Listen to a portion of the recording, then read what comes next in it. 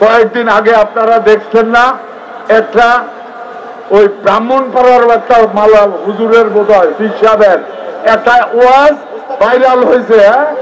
মুস্তাফি হুজুর, হুজুর যখনই দেখবো আমরা কেউ খারাপ কিছু করতেছে, চাঁদাবাজি করতেছে, রাহানাজারি করতেছে, ঠান্ডাবাজি করতেছে, যদি বয়সে বড় হয় হুজুরের মতো বলবো মুরব্বি মুরব্বি, ঠিক না ঠিক না ঠিক না, ঠিক আছে না? আর যদি বয়সে ছোট হয় ডাক দিয়া কব শোনা ভাই শোনা ভাই, এটা ঠিক না ঠিক না। ভাইরা আমার, আমরা দেশ নেতা জনাব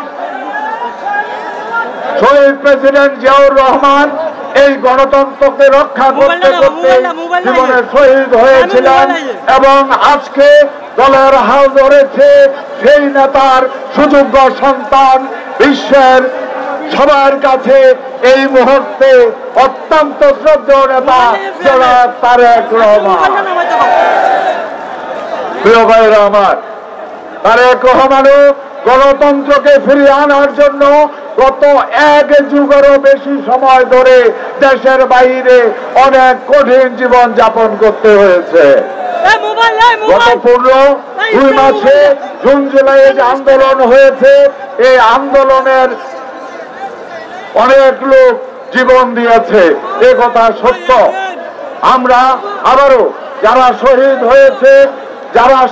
হয়েছে তাদেরকে শ্রদ্ধার রেখে শুধু একটা কথা বলতে চাই, এই গণতন্ত্রকে যারা তাদের তখনই এই শহীদের রক্তের প্রতি সম্মান জানানো হবে যদি সত্যিকারে গণতন্ত্র আমরা পুনরুদ্ধার করতে পারি।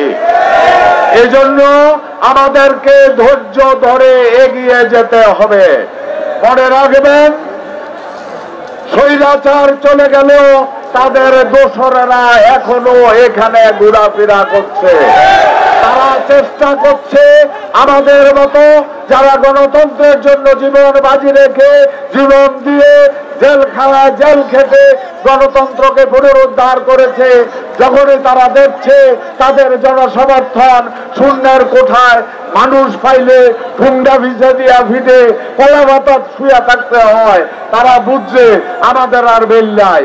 সুতরাং তাদের এখন প্রধান উদ্দেশ্য বিএনপিকে কিভাবে বিতর্কিত করা যায়, এখানে আমাদেরকে সাবধান থাকতে হবে। আমি বক্তব্য দীর্ঘায়িত করব না, আমি শুধু একটা জিনিসই বলবো, আসেন আমার বক্তব্য শেষ।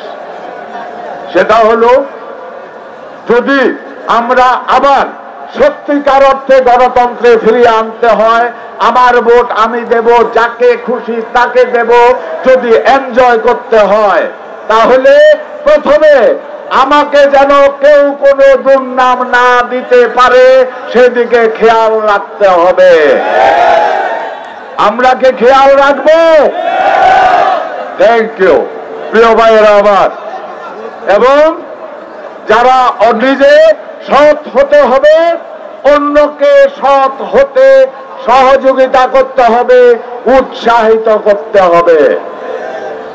আপনারা কিছুদিন আগে, আমার বক্তব্য আর বেশি দিচ্ছি না প্রিয় ভাইয়েরা আমার, কয়েকদিন আগে আপনারা দেখছেন না, একটা ওই ব্রাহ্মণপাড়ার একটা মালা হুজুরের বোধহয় পীর সাহেবের একটা ওয়াজ ভাইরাল হয়েছে। মুস্তাফি হুজুর, হুজুর যখনই দেখবো আমরা কেউ খারাপ কিছু করতেছে, চাঁদাবাজি করতেছে, রাহানাজারি করতেছে, ঠান্ডাবাজি করতেছে, যদি বয়সে বড় হয় হুজুরের মতো বলবো মুরব্বি মুরব্বি,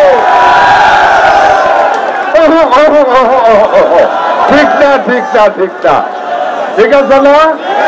আর যদি বয়সে ছোট হয় ডাক দিয়া কব শোনা ভাই শোনা ভাই, এটা ঠিক না ঠিক না। বক্তব্য আমার শেষ। প্রিয় ভাইয়েরা আমার, যে কোনো পরিস্থিতিতে এই আন্দোলনকে সাকসেস করতে হবে। যদি আন্দোলন বিফল হয় হাজারো শহীদের রক্তের সাথে বেইমানি করা হবে। এটা আমরা করতে পারি না।